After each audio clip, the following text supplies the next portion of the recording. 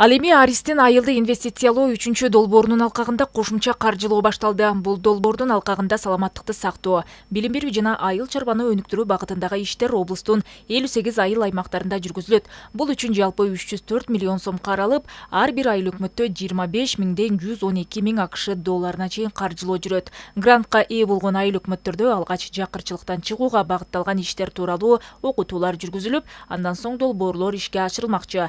Белгилей кетсек, айылды инвестициялоо 3-чү долбоору боюнча өткөн жылы облус боюнча 47 долбоор ишке ашырылып, 152 миллион сомдук иштер аткарылган. Ковидке каршы иш-чаралар, саламаттыкты сактоо, билим берүү тармагы да камтылат. Билим берүү тармагынан именно санитария, гигиенага көңүл бөлөбүз. Башкача айтканда санузел дарейин, жылуулугун жана башкаларын карайбыз. Андан тышкары ушул экономикалык багытта деп жеке ишкерликке дагы жанагы багытталган айыл чарба продукцияларын кайра иштетүү ушундай долбоор камтылган.